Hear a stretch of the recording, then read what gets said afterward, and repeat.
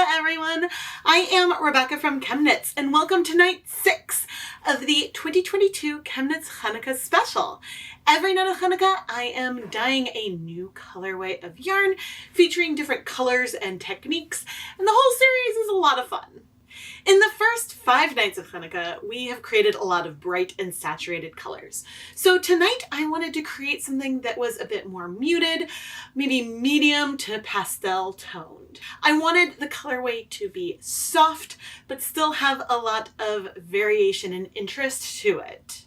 So my plan was to use a technique that is very similar to the sandwich bag technique, where I lay dye and yarn into a bag and then sort of squish everything all together. This overall technique can lead to a lot of variation from batch to batch because it's a little harder to control and try to at least attempt to add the same amount of dye in each batch. So I'm curious to see the variation we may or may not get in the end. No matter what, everything should end up being really beautiful. And now let's go talk about the colors that I've picked for tonight's yarn. Going into this colorway, I'm a little bit undecided with how many colors I want to use, but I know the 2 main colors I want to use are Hyacinth and Sage Leaf. Both of these are beautiful colors, and I've used them in a similar kind of technique to what I'm going for today and adored the result. I have 3 other colors on hand that I may bring in, all of which are lighter overall. They can be very bright if you have them a little more concentrated, but more spread out, they can be very, very pastel and pretty. Sand Dune may not make much of an impact. It is a fairly light color.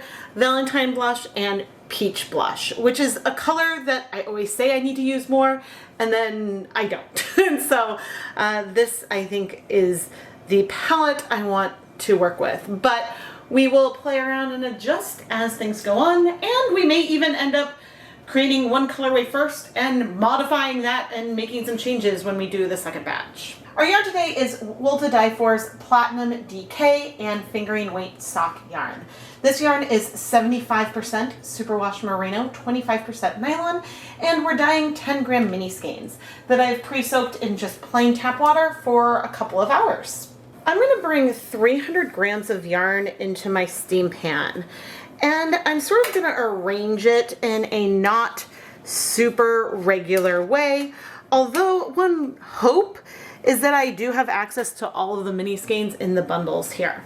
In the past, when I've done something similar, I started with dry yarn inside a Ziploc bag, added in the powder, and then added water and squished things up. Today, I think I want to start with the yarn damp, so that way the dyes will stick a little bit to where I place them, and so we can add some dye, flip it, add some more dye, and then we can start to add some water and squish and try to move the colors around and see what happens. Now, adding the dye to wet yarn and then trying to spread it out is a technique I have done on non-superwash yarn, and the colors do spread beautifully. There is a chance they're gonna strike a little bit where we place them, so we may end up with some speckles, but all the yarn is pre-soaked, so I can't really turn back from that.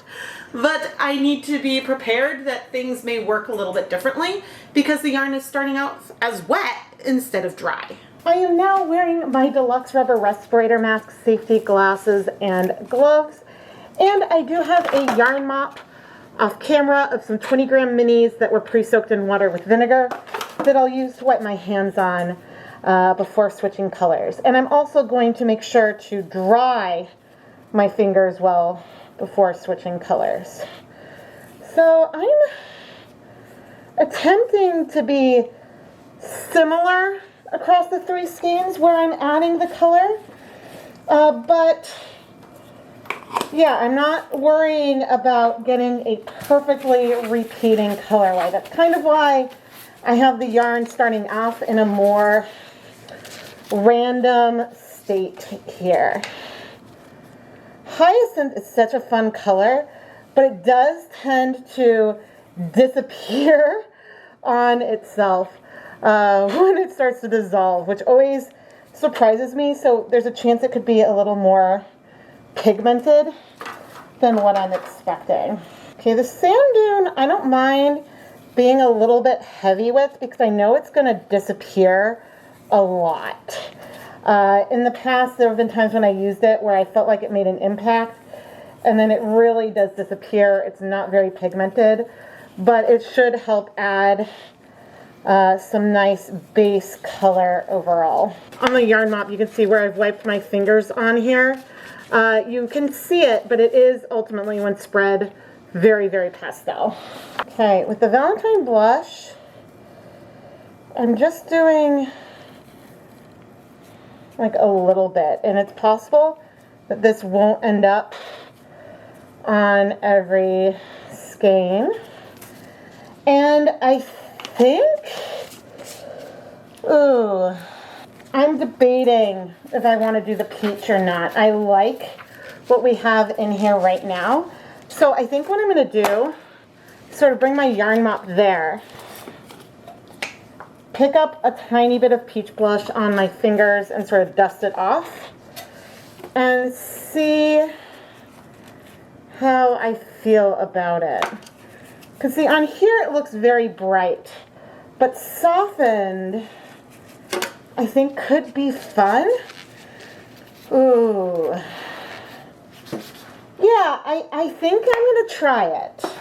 But like the pink, I'm going to take just a tiny bit of it and sort of bring it in on just some small little areas here. Okay, and now I'm going to flip the yarn over, and we're going to apply dye to the other side. And I'm realizing there's a lot of water in my yarn mop as I was wiping my hands off over there. All right. We're going to go in again with the Hyacinth.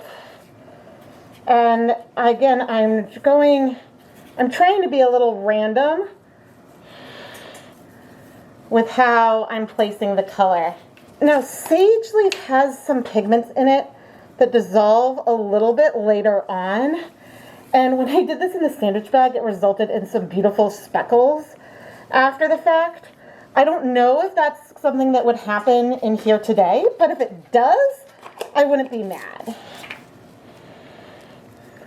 Sand dune, going in with a lot.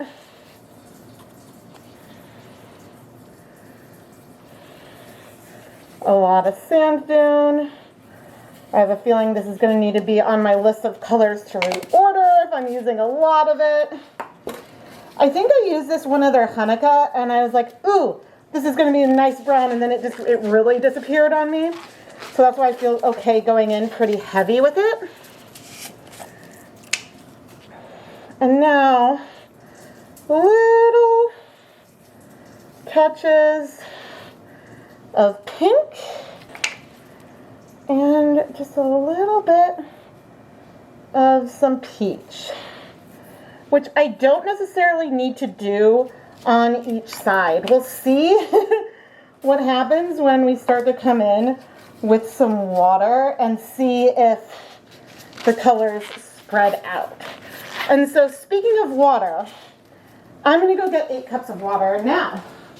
We still have no acid in here, but I'm going to pour on the water, and we're going to start pressing and spreading and letting these colors move. I'm immediately seeing the hyacinth disappear. That happens.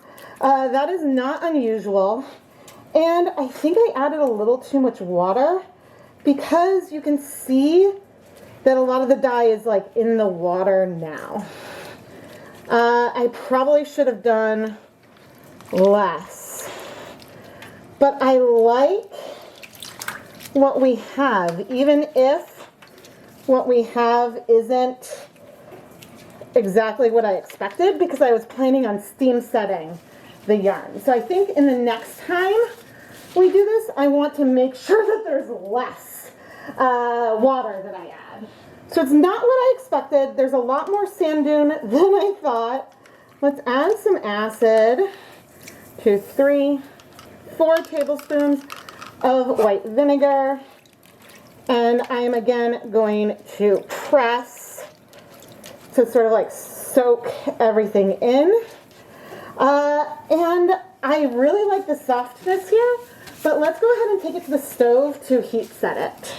And again, this is not at all what I thought was going to happen. I am a little surprised, but I love the soft green and pink and the pops of that orange. I think that that's really, really pretty. Again, it's not what I thought I was doing. You know, and we've got like that brown, and I'm seeing some of the other colors sort of come in. But I'm gonna heat this for 30 minutes and then we'll check back in. I think it's hard to see on camera, but already some of these purples are coming back in and showing up. They do disappear a little bit once you dissolve them, which always blows my mind. And I want to contrast what we have going on here with our yarn mop, which I'm going to go ahead and steam set for at least a little bit to help these colors start to set. So that way when I use the same mop on future rounds, we can continue to layer on these colors. It's been about 10 minutes and I'm going to both reduce the heat and flip it so we can see a little bit about what's going on. Funny, on this one, I'm not feeling much green at all. I'm mostly just feeling the purple. On this one, I'm also feeling a lot of purple. So I feel like I may go heavier with the green and a little lighter with the purple, even though I really like the purple. But the brown kind of disappears, but I think I like having that in there. Interesting. Okay, and I'm also going to try to do less water next time, so that way I can massage it and work the colors through a little more. But I do like this colorway as a soft colorway. And one other thing to remember is that I know not every skein is going to have every color because we're dyeing 10 gram mini skeins here. But if I was dyeing 100 grams of yarn, then there would be areas where there's no orange and then areas where there is orange and things like that. And so that's what the different minis almost represent. It's not exactly the way a 100 gram skein would work up with this technique, but having some asymmetry in there shows that there is some like randomness throughout the skein. But anyway, I'm going to heat this for 20 more minutes and then set it aside to cool completely. And we're going to start dyeing our next set. The timer has gone off and I have a feeling, yes, all of the color is in our yarn. So I'm going to go ahead and set the yarn aside to cool completely so we can wash it. And we're going to start on our next iteration. I put my respirator mask and safety glasses and gloves back on and started layering colors for our second version.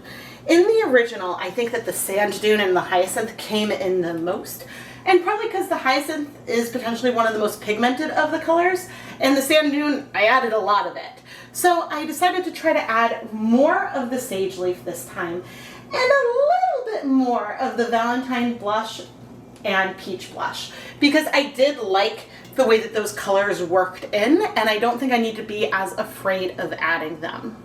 I feel like I added so much more water, or so much more dye this time, but I have to remember that a lot of these are pre-mixed pastels, which means that there's just a lot less color in here overall. So I'm going to add, I think, just 2 cups of water. And we're going to start here when it comes to the mixing and the spreading of the colors. And the purple immediately disappears because that's what Hyacinth wants to do. We definitely see way more green this time. But I'm not done sort of moving it around. We're going to move the yarn. Aha! That brown, again, is the one that kind of is poking out. I really see almost no purple here, which is making it feel very tree-like and less like wooded vine. But I know that the purple will make an appearance eventually. Because, yeah, that's the color that has surprised me in the past. But what is also surprising is how little some of these colors are moving through. They're definitely softened, but I don't know. I guess, like, on non-superwash yarn, they moved pretty far. So we don't have speckles. So it did move some. But I think my tap water is acidic enough that the yarn just will sort of soak up the color. So I just added a tablespoon of white vinegar on top of each of them. And as I am pressing, you can see that I'm not trying to keep anything unblended. Not at all. But I am trying to make sure that we have reasonable coverage of our yarn. And right now, I can successfully say that I feel like we have a lot more green in the other colors than our first round. But let's go start heating it up so then we can find the purple.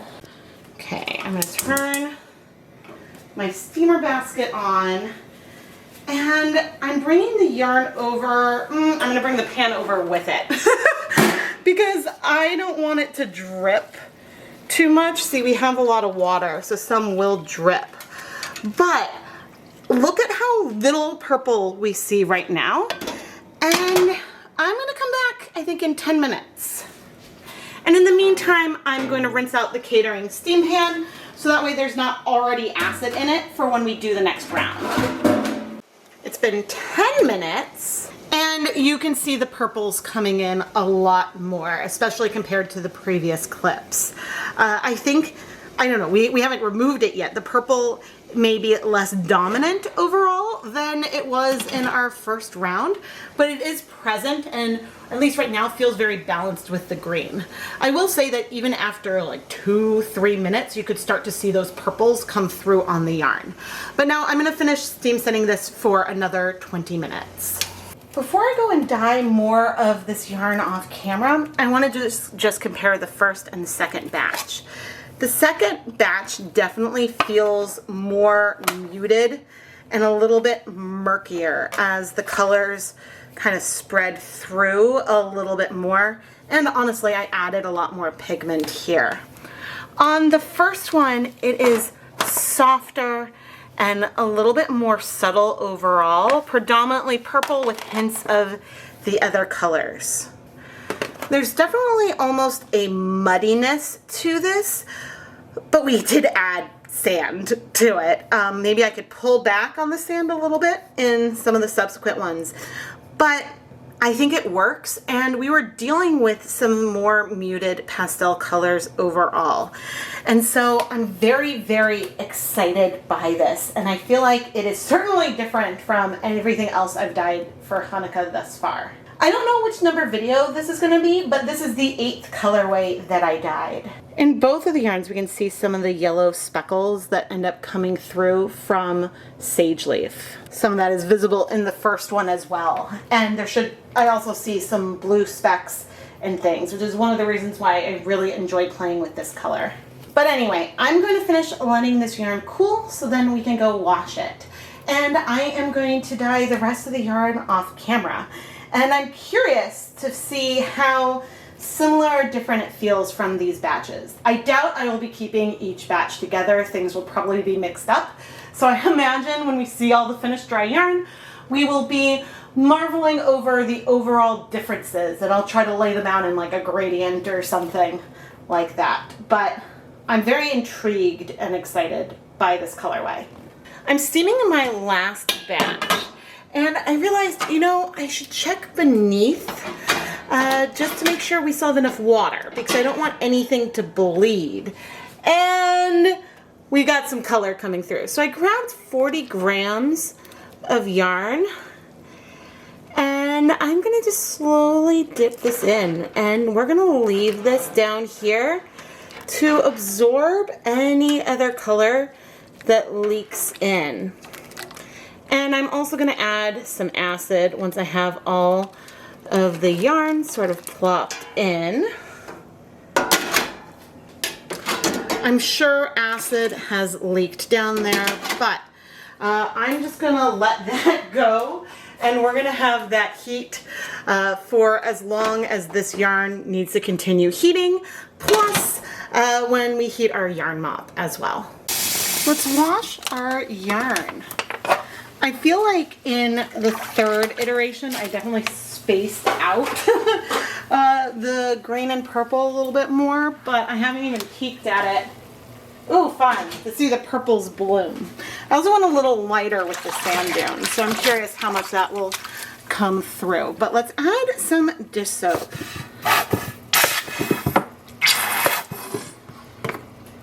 I'm not anticipating that we're going to see any color bleeding. Overall, even though it does look like there's some depth to it right now, this colorway is going to be pretty light or medium toned, just because I know how these colors are going to look deeper when wet and lighter when dry. And if it does have depth to it, I'm not mad either, but the goal was to create something that felt soft and, yeah, muddier, I suppose. But anyway, I'm not seeing any color come out, which always makes me happy. So I'm going to finish rinsing out the soap. I'm going to put the yarn through my spin dryer, and we'll come wash the first of the yarn mops. Here is one of the yarn mops.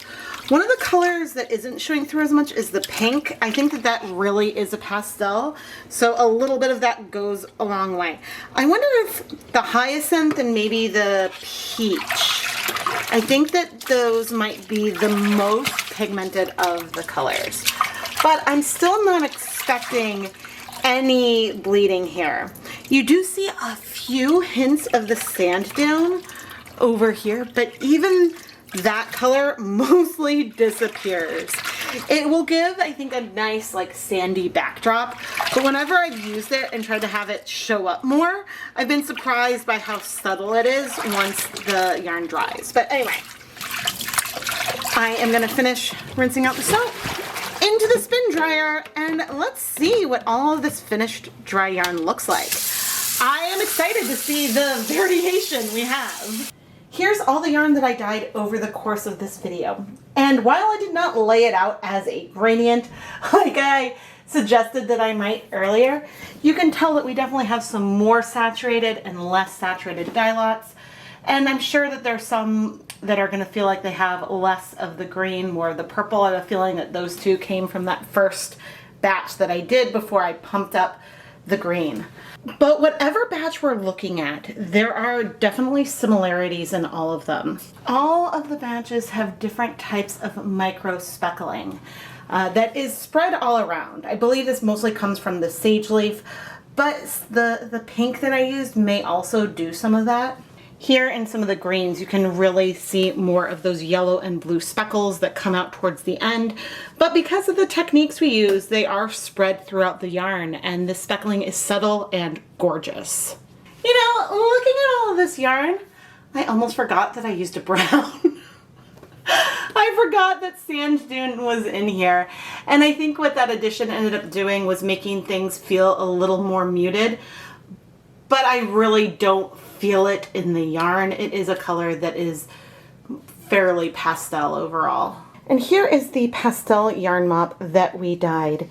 It is a very pretty pastel, but I would like to pump up the volume, and so I will be using this as a yarn mop for another video. In our yarn mops, we can actually see the sand dune a bit. And then once you look at the softness of that brown, then you can start to feel it more on the yarn. But it's hard to realize that in areas I think that we added in that brown versus this is a result of the green and purple blending together, or the orange and green blending together.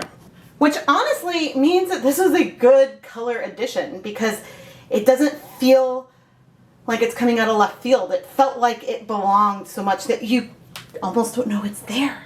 Now I need to go start twisting up these minis. But hey, we can look at this more pigmented section here. Hyacinth is such a beautiful color. I think that it is possibly close to my perfect purple color in terms of the hue. Maybe it's a hair blue, but I love it. It's one of my favorite dyes. It's a little tricky to work with, but I absolutely adore this color. When twisting and arranging the minis, I have them arranged in sets of 10 to maximize our contrast. And with something like this, you could do some kind of subtle fade set if we have the deepest and then go through some of the lighter to the lightest. But the thing that was interesting and good is that within each set of 10, there is consistency in the color. I didn't count to say, okay, do I have peach on this one and pink on that one or not? But the overall tone and colors feel very even, and I didn't really feel any mini gradients within the set of 10. And I've also laid these out, and I mean, these three were probably all one batch together. Same with those ones. These two may have been the same batch. I think within one batch, there's also consistency if they're dyed together and if I used similar amounts of dye. Where we got more of the differences were between batch and batch because I used different amounts of dye each time. And especially after the very first batch where I tried to pump up the volume a bit. So what could we do if we wanted more even dye lots? One thing we certainly could do would be to weigh out the amount of dye before adding it to the yarn. And so if at each pass I knew I used half a gram of this color, 0.1 grams of this other color, and I had it proportioned out in some way, that could lead to some consistency. Honestly, measuring out the different colors does seem fairly tedious on something that is otherwise very free form. So I think something that would help me going forward would be to sketch out where I am placing the dyes. For example, okay, I'm doing 2 stripes of the Hyacinth, 2 of the Sage Leaf, 3 dots of the Peach Blush. And if I were to sketch something, then I would have a roadmap that I could refer to each time. So then I'm doing things more of a similar way. And yes, there would still be variety, but I would probably be a little bit closer. But again, I did lay these out to maximize the contrast and the differences between the different dye lots. And I knew there were going to be some differences, but I feel like I got my groove and they do all feel like one colorway. Dye lot wise, our yarn mops do feel very, very similar to one another. And at the time I'm filming these conclusions, I don't remember the ratio that I did, but a lot of times on these videos when I have a yarn mop, I use it through the same number of batches, so that way I attempt to have similar amounts of color on each of them. And this has more consistency than our actual colorway.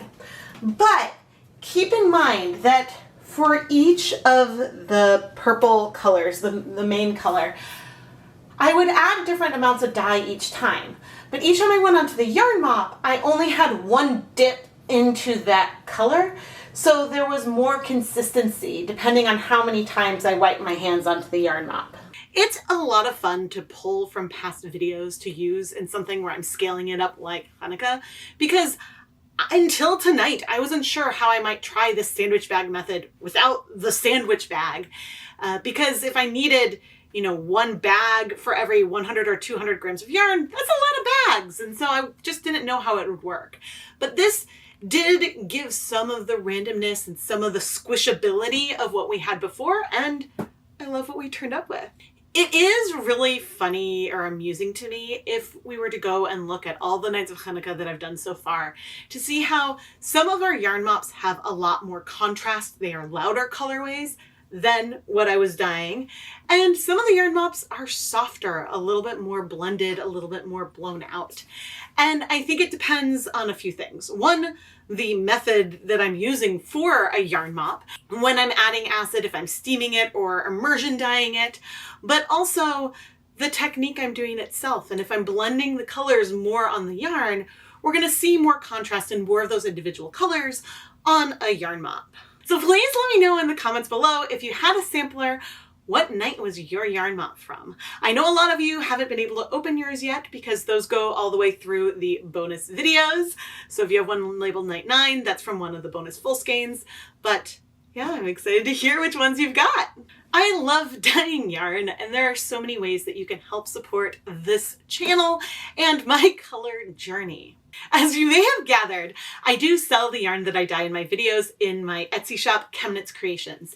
But there are many things that you can do to help support the content here, even if you don't need or want to buy any more yarn. Maybe you dye your own yarn or you have a really, really big stash, but you still want to contribute to the channel. The biggest thing that you can do is subscribe.